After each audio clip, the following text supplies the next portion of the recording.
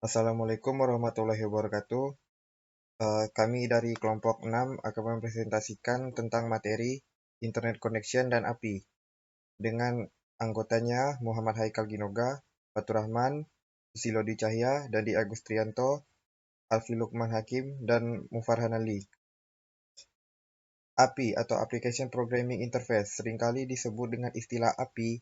Ini adalah antarmuka pemrograman aplikasi yang merupakan sekumpulan perintah, fungsi, dan protokol yang dapat digunakan oleh programmer pada saat membangun atau membuat software untuk operation system (OS) tertentu. Ini memungkinkan mereka, developers atau programmer, dalam menggunakan fungsi standar untuk berinteraksi dengan sistem operasi. API atau Application Programming Interface adalah perangkat yang dapat digunakan oleh programmer untuk membantu mereka membuat perangkat lunak. Fungsi API. API berfungsi menyediakan function dan juga perintah dengan bahasa yang lebih terstruktur dan lebih mudah bagi dipahami oleh programmer. System Call Interface.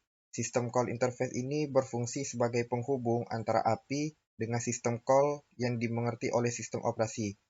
Antarmuka ini akan menerjemahkan perintah yang ada di dalam API dan kemudian akan memanggil sistem calls yang dibutuhkan. Saya akan menjelaskan jenis-jenis API, yaitu Ownership, Web API, Communication Level API, Web Service API.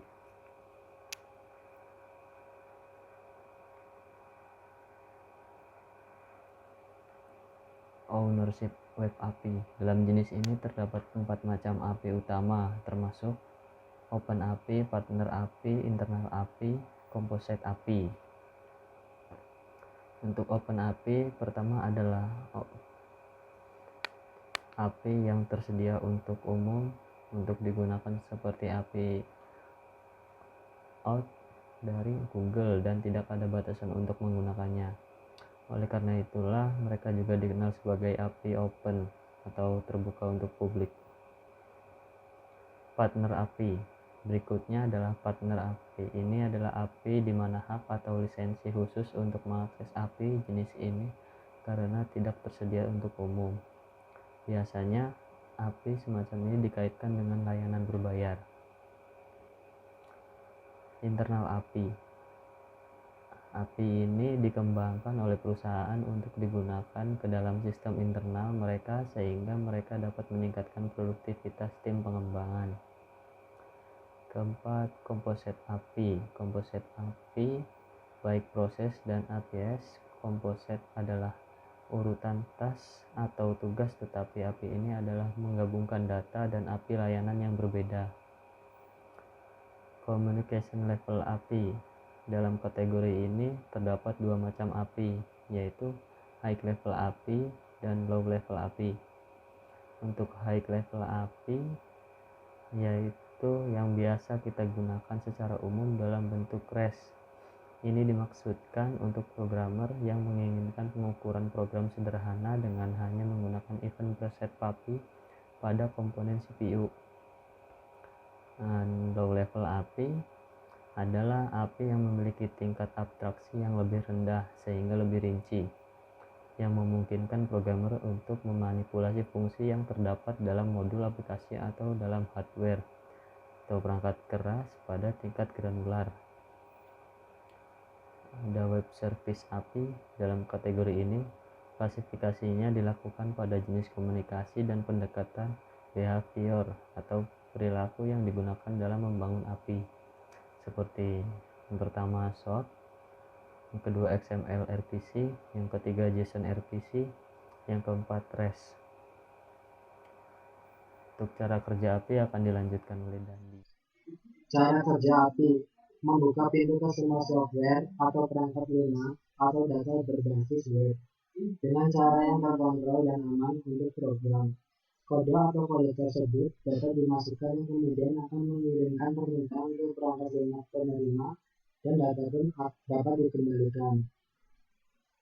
Di sini ada gambar proses cara menggunakan API. Berdasarkan penjelasan tentang pengertian API di atas, ini dapat digunakan dalam berbagai macam cara karena biasanya mereka membutuhkan API type atau kunci API. Adapun beberapa cara menggunakan API yang perlu kalian ketahui adalah sebagai berikut. Mendapatkan API key. Cara menggunakan API yang pertama yaitu dengan mendapatkan API key atau kunci. Setelah Anda menemukan API yang ingin Anda gunakan, lihat di dokumentasi untuk persyaratan akses API tersebut. Sebagian besar API akan meminta Anda untuk menyelesaikan verifikasi identitas seperti masuk dengan menggunakan akun Google Anda. Anda akan mendapatkan serangkaian huruf dan angka yang unik untuk digunakan saat mengakses API. Alih-alih hanya dengan menambahkan email dan password atau kata sandi setiap kali Anda ingin menggunakannya. Karena hal seperti itu dapat dikatakan tidak terlalu aman. Menggunakan HTTP chain online.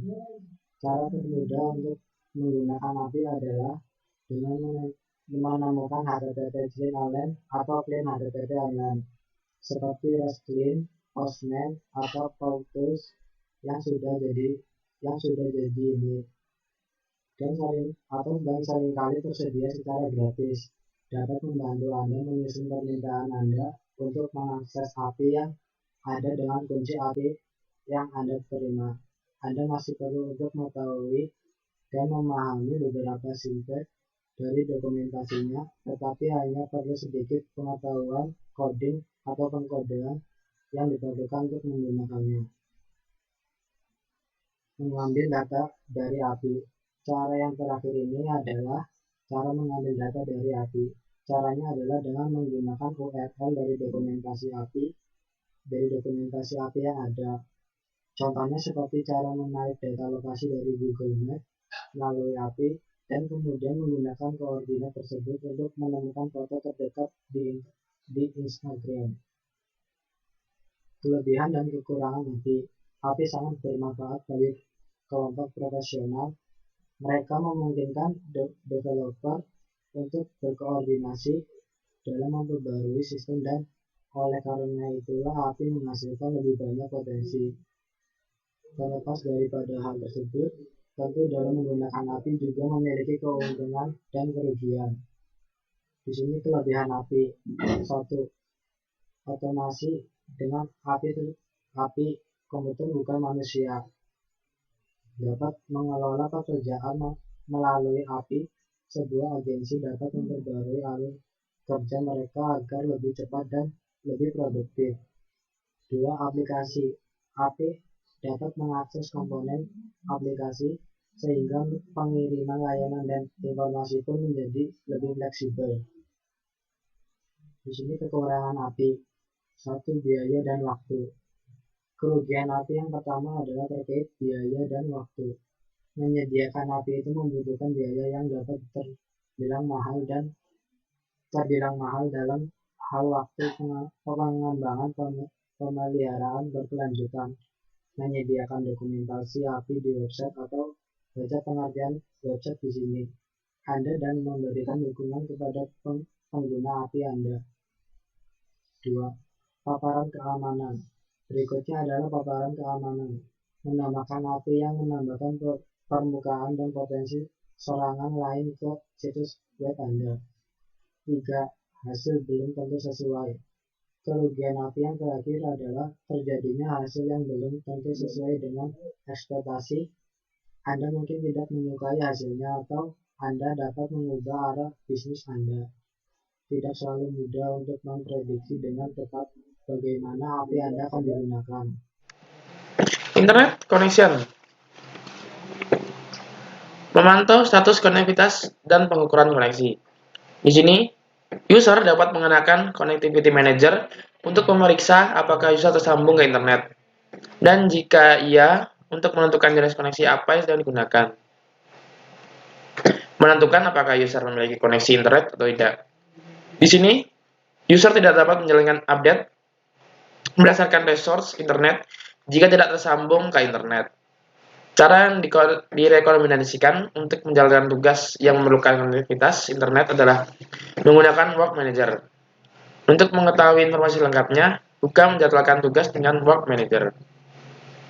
Menentukan jenis koneksi internet.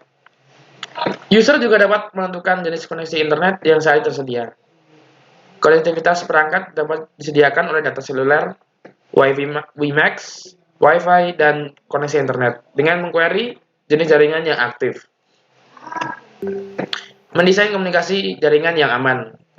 Sebelum menambahkan fungsionalitas jaringan ke aplikasi, user perlu memastikan bahwa data dan informasi dalam aplikasi user tetap aman saat mengirimkannya melalui jaringan. Memilih klien HTTP. Sebagian besar aplikasi Android yang terhubung ke jaringan menggunakan HTTP untuk mengirim dan menerima data, platform Android mencakup klien HTTP URL connection yang mendukung TLS, upload, download, streaming. Waktu tunggu dapat dikonfigurasi IPv6 serta penggabungan koneksi. Memperkenalkan operasi jaringan pada thread terpisah. Untuk menghindari pembuatan UI yang tidak responsif, jangan menjalankan operasi jaringan pada UI thread secara default. Secara default, Android 3.0 API level 11 dan yang lebih tinggi mengharuskan Anda melakukan operasi jaringan pada thread selain UI thread utama. Jika Anda melakukannya, network on main thread exception akan ditampilkan. Mengkonversi input streaming ke string. Input stream adalah sumber byte yang dapat dibaca. Setelah mendapatkan input stream, Anda dapat mendekode atau mengkonversikannya ke jenis data target. Mengelola penggunaan jaringan. Di sini Anda juga dapat mengimplementasikan aktivitas preferensi yang memberi kontrol eksplisit atas penggunaan resource jaringan aplikasi Anda kepada pengguna. Contohnya di sini adalah yang pertama, Anda dapat mengizinkan pengguna mengupload video hanya saat perangkat terhubung ke jaringan Wi-Fi. Yang kedua, Anda dapat menyinkronkan atau tidak bergantung pada kriteria tertentu, seperti ketersediaan jaringan, interval waktu, dan sebagainya. Mengimplementasikan aktivitas preferensi. Seperti yang dapat Anda lihat di kutipan manifest sebelum depan topik ini, aktivitas contoh aplikasi settings activity memiliki filter intent untuk tindakan, action, manage, network, usage. Setting activity adalah subclass dari preference activity. Mendeteksi perubahan koneksi. Bagian terakhir adalah subclass broadcast receiver, network receiver. Saat koneksi jaringan perangkat berubah, network receiver mengintercept tindakan connectivity action, menentukan apakah status koneksi jaringannya, dan menetapkan flag Wi-Fi connected dan mobile connected ke benar atau salah dengan sesuai. Hasilnya adalah saat pengguna kembali ke aplikasi untuk kesiagaan kalinya, aplikasi hanya akan mendownload feed terbaru dan perubahan tampilannya jika network activity refresh display tetap ke true. Terima kasih. Baik, di sini saya akan menjalankan emulatornya yang memperlihatkan kondisi dari koneksi internetnya. Ini awalnya ada koneksi connected ya. Namun jika koneksinya dimatikan, maka akan ada peringatan disconnect. Turn on your network connection. Namun jika saya nyalakan data selulernya, maka kita akan kembali terhubung atau terkoneksi. Baik, mungkin itu saja. Di sini saya akan menjelaskan implementasi dari API. Di sini saya membuat aplikasi Android yang berisi laporan cuaca Sleman. Ini di sini merupakan codingan dari interface aplikasi ini. Berisi text view yang ini untuk kota Sleman tulisannya. Kemudian text view yang bawahnya merupakan update tanggal, jam, dan waktu. Kemudian text view yang ketiga di sini merupakan status dari cuaca tersebut. Kemudian text view yang kelima di sini merupakan temperatur udara. Kemudian di sini ada fungsi button, fungsi untuk merefresh refresh aplikasi ini. Kemudian untuk backend-nya, sini saya menggunakan fungsi asyntax yang biasanya digunakan untuk API.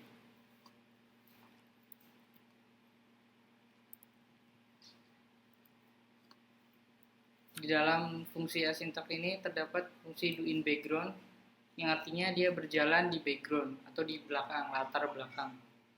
Ini merupakan URL dari API OpenWeatherMap yang saya dapatkan di website resminya. Kemudian key sama dengan Sleman ini artinya saya mencari kota Sleman. Untuk app ID ini merupakan API key yang saya dapatkan ketika registrasi di websitenya.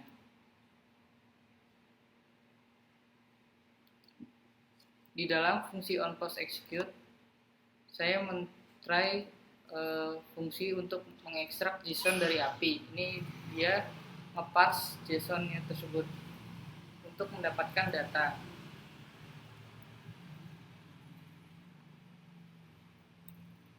Ini sesuai dengan parameter yang ada di API OpenMap Weather.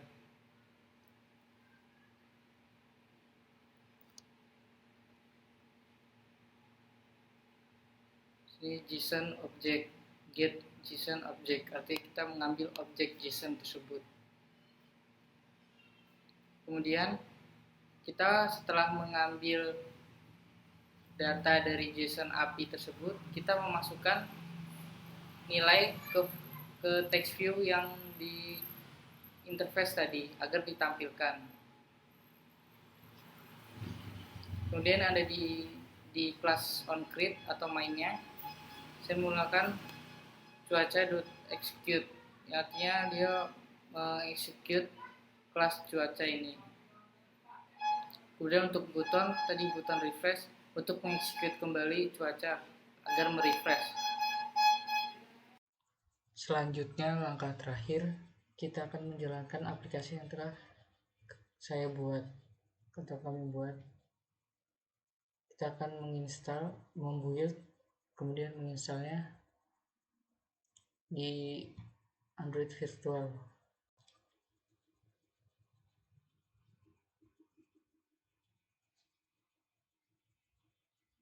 Kita menunggu sejenak. Nah, ini merupakan nama kotanya, Sleman, Indonesia. Ini update ini tanggal 7 bulan 12 2020, jamnya 02.43, artinya update cuaca itu jam 2:43. Ini merupakan status dari cuacanya. Ini kemudian temperatur, tombol refresh tersedia. Namun jika tidak ada perubahan maka akan tetap. Jika ada perubahan maka akan berubah. Namun saat ini sepertinya tidak ada perubahan cuaca lagi. Terima kasih. Demikian presentasi dari kelompok kami. Kurang lebihnya mohon maaf. Wassalamualaikum warahmatullahi wabarakatuh.